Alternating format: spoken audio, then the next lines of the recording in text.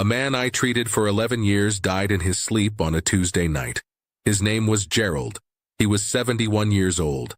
His wife found him the next morning, still on his side of the bed, still in the same position he fell asleep in. No gasp, no cry for help, no struggle. He was just gone. When I reviewed his file, I found something that haunted me for months. Gerald had no history of heart disease. His cholesterol was managed. His blood pressure was under control. On paper, he should have woken up Wednesday morning, made his coffee, and read the news like he did every single day. But Gerald had been doing something almost every night for over 20 years. Something he believed was helping him. Something millions of you watching right now are probably doing tonight. And it killed him. What I am about to share with you over the next few minutes could be the most important health information you hear this year. I am going to reveal 5 nighttime habits that are triggering heart attacks and strokes while people sleep, and the number 1 habit on this list, the one that took Gerald from his family, is something most people over 50 consider completely harmless. Some of you even think it is good for you. By the end of this video, you will know exactly what these habits are, exactly what they do inside your body while you are unconscious, and exactly how to protect yourself starting tonight. Do not skip ahead because each one of these builds on the last, and the final reveal is the one that changes everything. My name is Dr. James Hargrove. I have spent over 31 years as a cardiovascular and internal medicine specialist working primarily with adults over 50. I have treated more than 16,000 patients with heart disease, stroke risk, and circulatory problems. I have held the hands of families who lost someone overnight without warning. And I have spent the last decade trying to make sure fewer families get that phone call. What keeps me up at night, and I mean that literally, is how many of these deaths were preventable. Not with surgery, not with expensive drugs, but by stopping habits that people do not even realize are putting them in danger every time they close their eyes. The research is overwhelming. The American Heart Association has confirmed that nearly half of all fatal cardiac events in adults over 50 happen between 10 p.m. and 6 a.m. You are more likely to die from a heart attack or stroke while you are asleep than at any other time of day, and yet almost nobody talks about why. That changes right now. Before I start the countdown, you need to understand something about what happens inside your body during sleep. Because once you understand this, everything I am about to tell you will make terrifying sense. When you fall asleep, your body is supposed to enter a state called nocturnal dipping. Your blood pressure drops by 10 to 20%. Your heart rate slows, your blood vessels relax, your brain activates a waste-clearing system that flushes out toxic proteins. This is your body's nightly maintenance cycle. It is the reason sleep heals you. But when certain habits disrupt this cycle, your body does not rest. It fights. Your blood pressure stays high or climbs higher. Your blood thickens. Your arteries stiffen. Your heart works harder in the dark, in silence, while you have no idea anything is wrong. And for some people, that fight ends in a way they never wake up from. That is what happened to Gerald. And it is what I am going to make sure does not happen to you. We are starting at number 5 and counting down to the most dangerous one. Number 5. Sleeping flat on your back without elevation. This is one of the most overlooked cardiovascular risks in adults over 60, and almost no one talks about it. When you lie completely flat, gravity redistributes your blood. Fluid that has been pooling in your lower body throughout the day suddenly shifts toward your chest and head. For a healthy 30-year-old, this is no problem. But after 50, especially if you have any degree of arterial stiffness, high blood pressure, or early heart weakness, this fluid shift puts immediate pressure on your heart. Your heart has to pump against a higher volume of blood returning to the chest cavity. Your lungs can begin to accumulate fluid in the lower lobes. Your blood pressure, which should be dropping during sleep, stays elevated or rises. A study published in the Journal of Clinical Sleep Medicine found that adults over 60 who slept completely flat had significantly higher rates of nocturnal hypertension compared to those who slept with mild upper body elevation. This is why so many people wake up at 2 or 3 a.m. short of breath without understanding why. Let me tell you about my patient Vivien, 73 years old, retired librarian from North Carolina. Vivien came to me because she kept waking up around 3 a.m., feeling like someone was sitting on her chest. Her primary care doctor told her it was anxiety. It was not anxiety. Her echocardiogram showed early diastolic dysfunction, a stiffening of the heart that makes it harder to fill with blood. Every night she lay flat, fluid backed up into her lungs just enough to wake her. I told her to elevate the head of her bed by about 6 inches using a foam wedge, not a stack of pillows that cranks your neck, a proper gradual incline. Within 10 days, the nighttime waking stopped. Her morning blood pressure readings dropped from 152/94 to 133/82. Vivien told me she had not slept through the night in over a year. One adjustment. That was all it took. If you sleep completely flat and you are over 60, your heart is working harder than it needs to every single night. A slight incline is not comfort. It is protection. Number 4. Going to bed in a state of emotional distress. I know this one sounds soft. It sounds like something a wellness influencer would say. But the science behind this is as hard as it gets, and ignoring it has cost lives. When you go to bed angry, anxious, or emotionally activated, your body is flooded with cortisol and adrenaline. These are stress hormones. They are designed for emergencies. They raise your heart rate. They spike your blood pressure. They make your blood more prone to clotting. They constrict your blood vessels. In a healthy state, these hormones should be at their lowest levels right before sleep. But when you go to bed after an argument with your spouse, after watching upsetting news for 2 hours, after a phone call that left you furious or frightened, those hormones are surging through your bloodstream at the exact moment your cardiovascular system is supposed to be powering down. A landmark study from the European Society of Cardiology followed over 12,000 adults and found that those who reported high emotional stress before sleep had more than double the risk of experiencing a nighttime cardiac event. Double. Not a slight increase. Double. Let me tell you about a man named Curtis, 67 years old, retired machinist from Ohio. Curtis had a habit of watching cable news until 11 p.m. every single night. He would get so worked up about politics that his wife said she could feel his body temperature rise in the bed next to her. His face would be red, his jaw would be clenched. One night, after a particularly upsetting broadcast, Curtis suffered a heart attack at 1:30 a.m. He survived, but he lost 15% of his heart function permanently.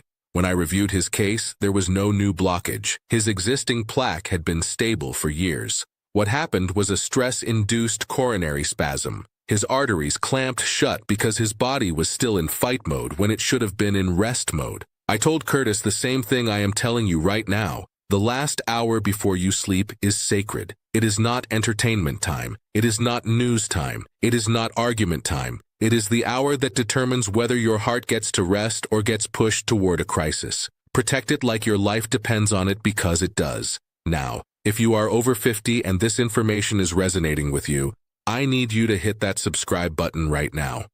I release new videos every week covering exactly these kinds of hidden dangers that nobody else is talking about. And if someone you love goes to bed stressed, angry, or upset on a regular basis, share this video with them today. You could be saving their life without even knowing it. Number 3. Taking hot showers or baths right before getting into bed. This one surprises almost everyone. A hot shower feels relaxing. It feels like the perfect wind-down ritual. But here is what is actually happening inside your cardiovascular system. When you take a hot shower or bath, your blood vessels dilate rapidly. Blood rushes to the surface of your skin. Your blood pressure drops suddenly.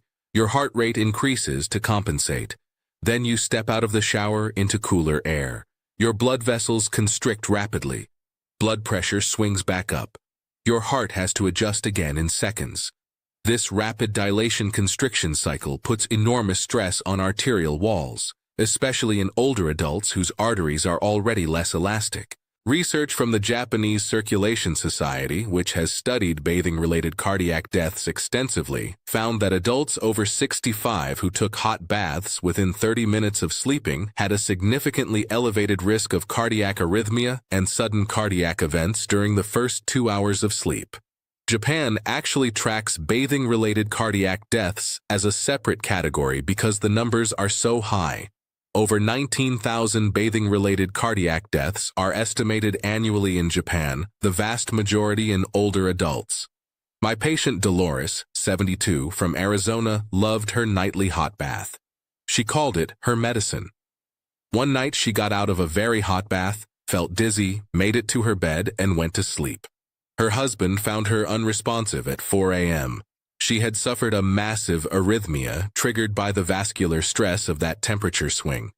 Dolores survived after emergency intervention, but she spent 3 weeks in the hospital. Now I am not telling you to stop bathing before bed. I am telling you to lower the temperature, warm, not hot, and finish your shower or bath at least 45 minutes to an hour before you lie down. Give your blood vessels time to stabilize. Give your heart time to return to baseline. That buffer zone between the heat and your pillow is not optional. It is a safety margin. Number 2, ignoring mild symptoms in the hours before you go to sleep. This is the silent killer that I see over and over again in my practice. A slight tightness in the chest that you blame on dinner. A dull headache that you assume will pass. An unusual feeling of fatigue that seems heavier than normal. A strange ache in your left shoulder or jaw that you dismiss as sleeping wrong the night before. Mild nausea that you chalk up to something you ate. These are not random discomforts. In many cases, these are your body's early warning system, firing off signals that something is wrong with your heart or your blood supply to the brain. And the most dangerous thing you can do with these signals is ignore them and go to sleep. A study from the European Heart Journal analyzed over 4,000 cases of nighttime cardiac death and found that more than 60% of victims had reported at least one mild symptom to a family member in the hours before they went to bed. 60%. They felt something, they said something, and then they went to sleep thinking it would be better in the morning. I treated a patient named Lawrence, 69, former high school principal from Virginia. Lawrence told his wife at 9 p.m. that he felt a strange heaviness in his chest. She asked if they should call the doctor. He said no, it was probably just heartburn. He took an antacid and went to bed. At 3 a.m., his wife woke up to the sound of him gasping. He was having a massive heart attack. Lawrence survived after emergency surgery, but he lost significant heart muscle. When I spoke with him later, he looked at me and said, "Dr. Hargrove, I felt it. I knew something was off. I just did not want to make a fuss." That sentence has been repeated to me by more patients and their families than I can count. Listen to me carefully. After the age of 50, you do not have the luxury of assuming mild symptoms will resolve overnight. If something feels different, unusual, or wrong in the hours before bed, do not go to sleep on it. Call your doctor. Tell your spouse. Go to the emergency room if you need to. Being wrong about a symptom costs you nothing. Being right and ignoring it can cost you everything. And now I need your full attention, because what I am about to tell you is the #1 nighttime habit that is silently causing heart attacks and strokes in adults over 50. And it is the one that took my patient Gerald. Number 1. Drinking alcohol before bed. The nightcap. The glass of wine to help you sleep. The small whiskey to take the edge off. This is the habit that millions of adults over 50 do every single night, believing it is relaxing, believing it helps them fall asleep, believing it is harmless or even beneficial. It is none of those things. Here is what alcohol actually does to your cardiovascular system while you sleep. In the first 1 to 2 hours, alcohol acts as a vasodilator. It opens blood vessels. Blood pressure drops. You feel warm and relaxed. You fall asleep quickly. This is the part people experience and the part that tricks them. But 4 to 5 hours later, the alcohol metabolizes, and your body enters a rebound phase. Blood vessels constrict sharply. Blood pressure surges, sometimes 20 to 30 points higher than your normal resting level. Your heart rate becomes irregular. Stress hormones spike. Your blood becomes stickier and more prone to clotting. This rebound phase hits between 2 a.m. and 5 a.m., the exact window when your cardiovascular system is already at its most vulnerable. A major meta-analysis published in the Journal of the American Heart Association reviewed data from over 350,000 adults and found that regular evening alcohol consumption, even moderate amounts of 1 to 2 drinks, increased the risk of atrial fibrillation during sleep by 75%. Atrial fibrillation is an irregular heartbeat that dramatically increases stroke risk. Another study from The Lancet found that the cardiovascular rebound effect of alcohol during sleep was most dangerous in adults over 60 with any degree of arterial stiffness or blood pressure elevation. This is the majority of people in that age group. Gerald, my patient who died on that Tuesday night, drank 2 glasses of red wine every evening before bed. He had done it for over 20 years. He believed it was protecting his heart.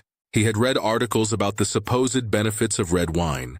He told me more than once, "Doc, the French drink wine every night and they live forever." I warned him multiple times. I explained the rebound effect. I showed him his overnight blood pressure readings that spiked at 3 a.m. every single time. He smiled and told me he would think about it. Gerald's autopsy showed a massive cardiac arrhythmia. His heart went into an uncontrollable rhythm during the early morning hours. The estimated time of death was 3:15 a.m., right in the middle of the alcohol rebound window. His wife called me the morning they found him. She said one sentence that I will never forget. She said, "He was fine when we went to bed. He was always fine when we went to bed." That is the cruelty of this habit. You feel fine going to sleep. The danger comes hours later when you cannot feel anything at all. If you are drinking alcohol within 3 hours of bedtime, I am asking you, not as a doctor on a screen, but as someone who has held the hand of a grieving widow, please stop. Switch to herbal tea. Switch to warm water with lemon. Switch to anything that does not turn your sleep into a cardiovascular time bomb. Your heart cannot afford the rebound. Not at this age, not anymore. Now here is your protection plan. This is exactly what I want you to do starting tonight. Day 1 through 3. Eliminate alcohol within 4 hours of bedtime. Replace it with chamomile tea or warm water. Lower your shower temperature to warm, not hot, and finish bathing at least 45 minutes before bed. Days 4 through 7. Begin a calm-down protocol for the last hour before sleep. No news, no screens showing upsetting content, no difficult conversations. Read, listen to calm music, or sit quietly. If you feel any unusual symptom, chest tightness, heaviness, jaw ache, unusual fatigue, do not go to sleep. Call your doctor or go to the emergency room. Week 2 through 4. Elevate the head of your bed by 4 to 6 inches using a foam wedge or bed risers. Begin monitoring your evening blood pressure at 8 p.m. and again when you wake up. Track the numbers and share them with your doctor. If you snore heavily, wake gasping, or feel exhausted despite sleeping 7 or more hours, ask your doctor for a sleep study immediately. Month 2 and beyond. Maintain the routine. Your body will adapt quickly. Blood pressure patterns will stabilize. Sleep quality will improve. Morning energy will return. The rebound danger window will close. Here is what you do not do. Do not assume 1 glass of wine is safe because it is less than 2. The rebound effect occurs even with small amounts. Do not take hot baths and immediately lie down thinking it will be fine tonight. Do not dismiss mild symptoms before bed as nothing. Do not sleep completely flat if you are over 60 and have any history of blood pressure issues or heart concerns. And do not wait until something happens to make these changes. The people who wait are the ones I cannot help. I want to challenge you to something right now.